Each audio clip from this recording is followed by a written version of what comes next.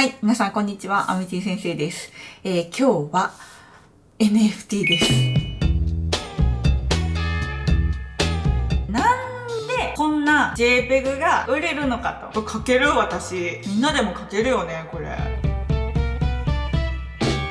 皆様お待たせいたしました。ついにアミティ先生 NFT のお話をしていきたいと思います。最近テレビとかではめっちゃね NFT の話とかしてたりするから NFT っていうワードはね聞いたことある人多いと思うんですけども、で私も半年前ぐらいからかなNFT を始めて、もうね、めっちゃ楽しいんですよ。もうめっちゃ楽しい。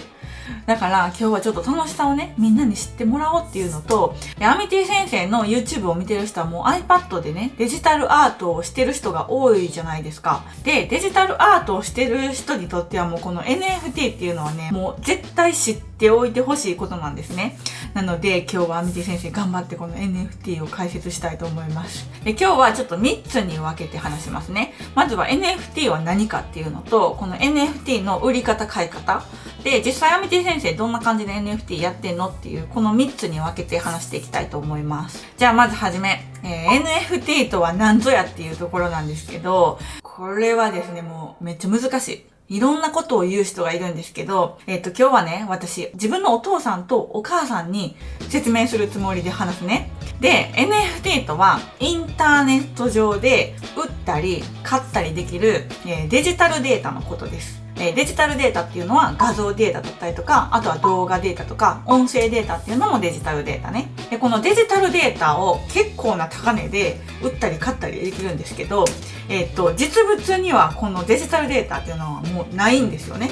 物はないの。だから本来のアートだったら、こう額縁ありますね。額縁を買ってお部屋に飾って、わーすごい綺麗とか。だけど、そういう感じじゃないんですよ。もうインターネット上で売買されていると。なんで、このアートを見ようと思ったら、スマホだったりとか、何かしらの画面がないと、この NFT アートっていうのは見ることができないわけなんですよ。変な世界ですよね。で、この NFT を売るときには、仮想通貨っていうお金を使って売買します。で、この仮想通貨のブロックチェーンっていう技術があるんですけど、それを使うと、このデジタルデータを複製したり、改ざんしたりっていうのができなくなるんですね。普通デジタルデータっていうのはさ、コピーしたら何個も何個も複製できるわけですよ。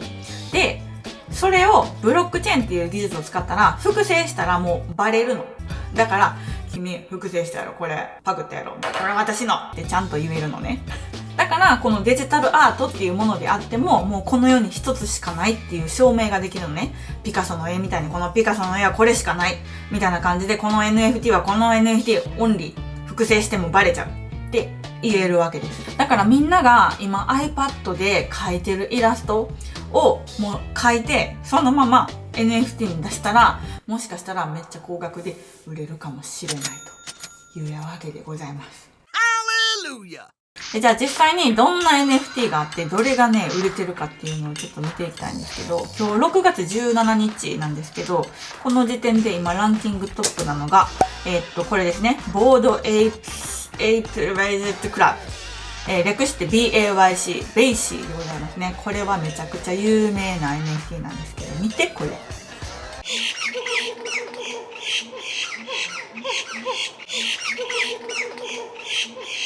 お猿さん。これが一番人気なんですよ。で、値段がすごいのみんな。これ99って書いてあるの。99イーサリアムっていう単位なんだけど、99イーサリアム。今、1イーサリアムが、ちょっと下がってるんですけど、15万円なんですね。一時期もう50万ぐらいあったんですけど、今15万円で、やったとしても99イーサリアムやから、約1400万円。やばくないですか？ Oh, baby. 1個ですよ、これ。デジタルデータ。もう、デジタルデータ、物ない。画面でしか見れない。デジタルデータ。1個1400万円。もう、どんな世界なんですかって感じなんですけど、次こちら。クリプトパンクス。これはめちゃくちゃ有名ですね。もうこの NFT のもう火付け役と言っても過言ではない。もう一番取引高が高い、NFT コレクションなんですけども。見てこれ。これ書ける私。私書けるよ。みんなでも書けるよね、これ。みんなどれがいいこれ。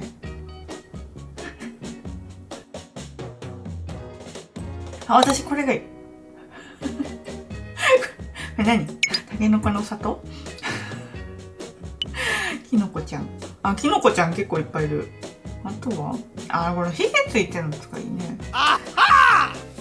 これはさ、値段がもう売られてないわけですよ。もう価値が高すぎて買った人がもう売りたくないって言って売られてないわけですね。これがクリプトパンクスですね。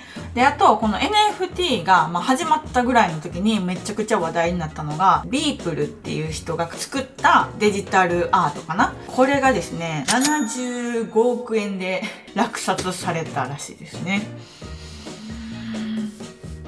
画像をこうバーって並べただけのやつが75億円だそうです。あと結構日本市場も盛り上がってきてて、今トップなのが村上フラワーって言って、これもドット絵お花ちゃん、村上隆さんのやつですね。はい、お花畑が。お花、お花、お花。あとは、クリプト忍者パートナーズっていう池早さんのこの鳥さんとか、パンダさんとかの2万体発行されたやつがもうめっちゃ盛り上がってたりとか、あとはネオ東京パンクスっていうね、こういう男の子のかっこいい絵のやつがあったりとか、あと新生ギャルバース。これ草野さんっていうね、私アドビマックスでやったこともある人なんですけど、女性の方がやられてるアニメのテーマにした新生ギャルバースっていうコレクションだったりとか、あとは、個人でやられてる方だとおにぎりマンさんとかも結構有名ですね。こういう女の子のイラストをもう個人でたくさん描かれてて、もう多分日本の NFT 界ではもう一番最初に多分火がついた人なんじゃないかな。おにぎりマンさんっていう方がいらっしゃいます。他にもめちゃくちゃいっぱいいるんですけど、こんな感じで結構日本でも盛り上がってきてるんですね。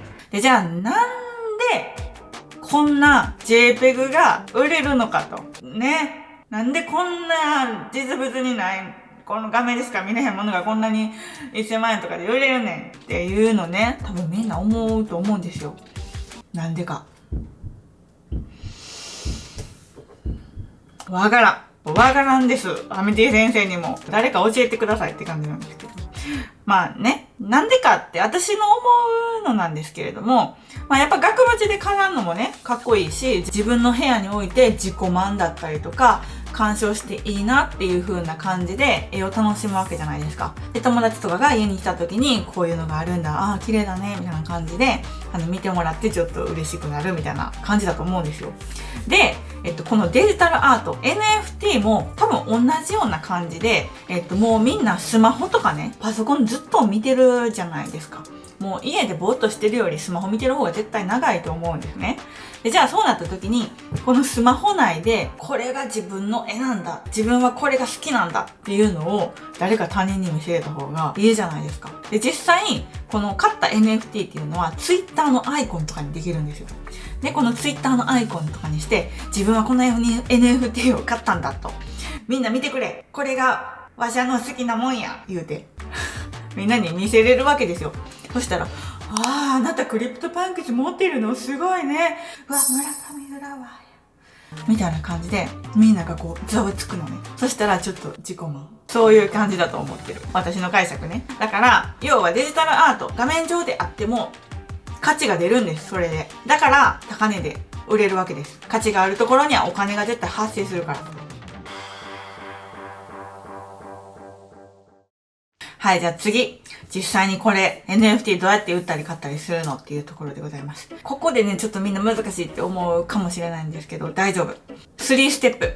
1つ目、仮想通貨を手に入れる。2つ目、ウォレットに登録してそのウォレットの中に仮想通貨を入れる。で、3つ目、NFT が売ってるサイト。さっきのやつだとオープンシーっていうサイトなんですけど、オープンシーとウォレットを接続して、それで買えるようになります。説明していきますね。まず仮想通貨を手に入れます。仮想通貨っていうのはビットコインとかね、さっき言ったイーサリアムっていうのが仮想通貨なんですけど、それを手に入れるんですけど、それは、コインチェックとかコインベースとかみんな聞いたことあると思うんですけど、そういう仮想通貨の取引所っていうところがあって、ここにまず口座を作って、そしたら仮想通貨、日本円と仮想通貨をこう交換できるようになるんですよ。で、まず、コインチェックとかコインベースで口座作ってください。それにちょっと時間がかかります。なんか本人確認とかがあったりするからちょっと時間かかるんですけど、時間かかるのはここだけ。ここ頑張ってやってくれたらあとはね結構早いんですよ。なんで皆さんコインチェックとかを、口座を開設してください。で、ここでイーサリアムもしくはポリゴンっていう仮想通貨をゲットします。NFT はですね、イーサリアムかポリゴンっていう仮想通貨を使って売買したりするので、まあメインはね、イーサリアムになるんですけど、なんでイーサリアムを買ってください。で、次、ウォレットを手に入れます。で、このウォレットの名前、メタマスクと言います。メタマスク。もういろんな名前が出てきてややこしいですね。メタマスクです。メタマスクイコールウォレット。ウォレットイコールメタマスクです。覚えてください。で、このメタマスクっていうのを登録するんですけど、私は、このパソコンで Chrome の拡張機能で、メタマスクを Chrome に入れ込むことができるんですけど、Chrome にメタマスクを追加したら、まあ、登録画面みたいなのが出てきて、それでメタマスクを登録できます。ちょっと詳しいやり方とかは概要欄になんか詳しく載せてる人のブログとかを載っけておきますね。で、このメタマスクにイーサリアム、さっき買ったイーサリアムを入れます。で、それはコインチェックとかにイーサリアム送金するっていうボタンがあるんですよ。だからそれを押したら、ピョーンって自分のメタマスクの中にイーサリアムが入ってきます。で、ここまでがね、ちょっと大変というか、初心者にうってくるところなんですよ。だけど、ここを乗り越えたらもうあとは、イージーゲームやと思って。だから、ちょっとこの登録のところを頑張ってやってほしいなと思います。で、3つ目。3つ目が NFT が売ってるサイトに行って、そのサイトと今作ったメタマスクをつなげます。つなげたらもう買えるようになるんですね。で、さっき見てたのが OpenSea っていうサイトなんですけど、NFT が売ってるサイトっていうのは他にもいろいろあるんです。OpenSea とか、ファンデーションとか、あとスーパーレアとか、あと日本のサイトとかもあるんですけど、まあいろいろその NFT が売ってるサイトがあって、どこで売るか、どこで買うかはもう皆さんの自由です。で、この OpenSea っていうのがもうトップシェアを誇っているっていうか、もうものすごい数の NFT クリエイター、NFT コレクターの人がここに集まってるから、まあ OpenSea を例にして話してるんですけども、この OpenSea を開いたら、メタマスクに接続するっていうもうボタンがあるんですよ。で、接続したら、もうあとはバイ押すだけ、買う、売る、押すだけでございます。もう超簡単。あなたでもできる。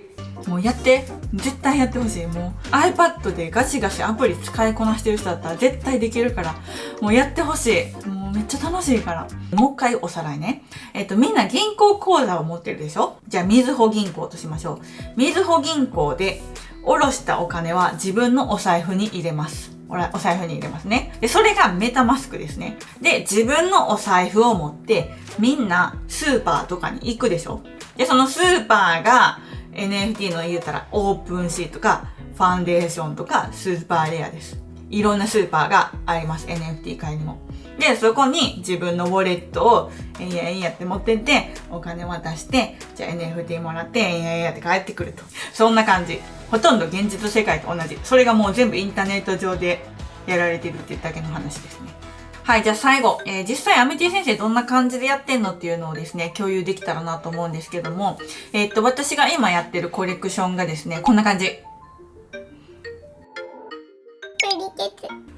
これね、全部プロクリエイトで描いたんですよ。プロクリエイトの水彩ブラシっていうのをね、自分で作って、いかにももう紙に描いた感じで描いてるんですけども、まあ、私、筋トレがね、好きなんですよね。で、お尻のトレーニングが大好きなの。自分の体の中で自信のあるところはお尻なんですけども、まあ、なので、いつもインスタとかでお尻の絵をずっと見てるのね。うわぁ、これ最高やなとか思いながら。なんで、それを絵に描きたいなって思うんですよ。可愛いなとかいいなと思ったらそれを絵に描きたくなるんですけど、私はお尻が絵に描きたくなって、もうひたすらお尻を絵に描いてて、そうだ、これ NFT で売ってみようみたいな感じになって、売ってみたんですよ。そしたらまあ、結構売れたんですよ。これが、0.7 イーサリアムで売れました。0.7 って結構すごいんですよ。28万円ぐらいねえ、結構すごくないですか？まあ何個か売れた感じなんですね。で、とはいえちょっとこれ結構書くの大変なんですよ。なので、すっごいたくさん量産できるわけではなくて、ちょっとずつ自分の空いた時間で書いてたりするんですけど、プラス、ちょっと趣味思考、アミテ先生の趣味思考が強く出過ぎていると。書いたいけど教えるからが恥ずかしいって言われて、そうだよね、みたいな感じになったんですよ。で、NFT の今の流行りの一つに PFP っていうのがあるんですけど、プロフィールピクチャーの略かなと、要は Twitter とか、さっき言った Twitter とかインスタとか、自分の、自分を象徴するアイコンのところに、自分の買った NFT を設定する。で、そういうのが流行ってるわけです。で、さっきのオープンシーンのところを見た上位に出てるやつとかはもう全部 PFP 系の NFT アートなんですね。で、一点物のすごい絵画みたいなのももちろん売られてるんですけど、そういう人ってたくさん量産できないから上位に上がってこなかったりするんですね。もちろん高額で売られてる一点物の NFT もすっごいたくさんあります。でもすごいたくさんの人にこの自分の NFT アートを買ってもらおうと思ったら、やっぱりそれなりの数を発行する必要があるんですね。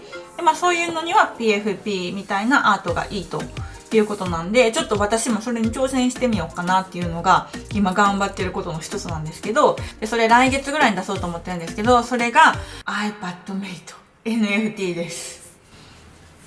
まだ iPadMate ここにも来ますよ。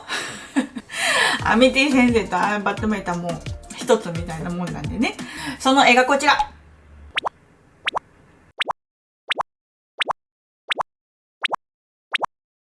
どうですか？可愛いでしょ？アミティ先生がモデルなんです。アミティ先生のボブだったりとか、ポニテとかね、今までいろんな髪型をしてきてるんですけど、そういう髪型と、あとアミティ先生のアイコンってさ、サングラスかけてるでしょ？でそのサングラスがiPadMate になっているという。で、この iPadMate のところがロゴになってて、いろんなロゴがあったり、いろんなアミティ先生がいたりするんですけど、このデザイナーとかね、クリエイターになりたい女の子っていうのがね、今回のこの私の NFT のテーマみたいな感じになってるんですけど、みんなどれがいいですか？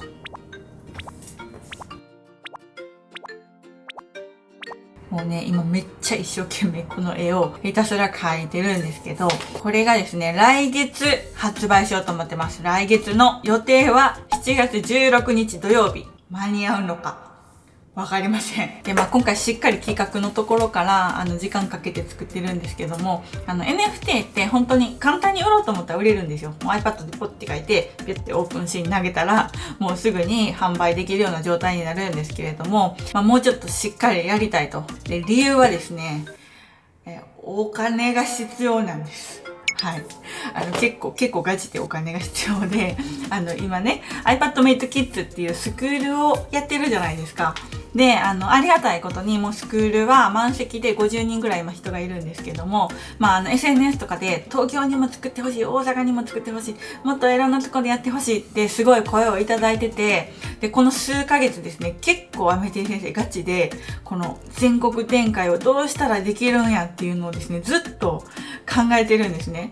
で、多分今までで一番実現させたい夢っていうんですかね、に今なってるんですけど、それをね、どうしても展開させたいと。iPadMate Kids ないしは大人も通えるスクールをもう全国に作りたいんです。マジで。で、それをするにはですね、結構なお金がいると。全然ね、やっぱ今お金が足りないっていう状況で、この NFT コレクションを通してですね、NFT を買っていただいて、で、その NFT の売上資金で私は新しい iPadMate のスクールを作っていきたいなって思ってるんです。で、次はね、東京に作れたらいいなって思うんですけど、もうそこはキッズも大人も遊べる iPad のスタジオとか作りたいと思ってて、もうそんなんできたらめっちゃ面白くないですか？だからね、この NFT を使って資金を集めたいなと今私は思ってます。で、もちろん1000万とか400万とかものすごい高い値段にはしませんので、2万ぐらいからだいたい5万ぐらいの、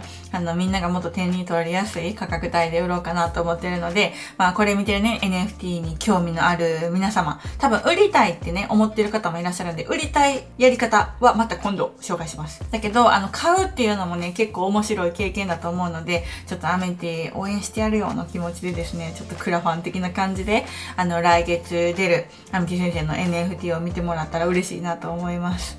はい、ということでですね、今日はこんな感じで終わりにしたいと思います。長くなってしまってすいませんでした。アミティ先生の YouTube 見て NFT やりたいっていう人ね、たくさんいたと思うので、この動画をね、何回も見に来てくれるようになったら嬉しいなと思いまして、一生懸命作りました。NFT 界隈ってやっぱ結構すごい人も多くて、もうなんか情報が早く回りすぎて、もう自分でも私も全然ついていけないって思ってるんです。私も全然分かってないって思うし、全然自信ないし、こんなことを発信するのは本当におこがましいなって思ってたんですけど、やっぱり NFT 面白いし、なんかデジタルアートとか iPad をやってる人にはね、絶対やってほしい、そういう世界なんですよ。もうほんまに面白いから、絶対やってほしい。だから今日講座開設してほしいです。もう本当に。で、引き続きアミティ先生 NFT のね、情報発信頑張って、緊張するけど頑張ってやるので、一緒に成長していきましょうということで、今日はこんな感じで動画を締めたいと思います。で、役に立ったと思った人はですね、ぜひいいねボタンをお願いします。で、これがわからないとか、なんかこういうの教えてほしいとかいろいろあったらぜひコメントください。それを見て私も動画の内容を考えていきたいと思いますし、あとここが違うよとかね、こうだよアミティ先生とかも待ってますので、そういうのもコメント欄に書いていただければ嬉しいです。はい、ということで今日は以上にしたいと思います。次回の動画もお楽しみに。バイバーイ。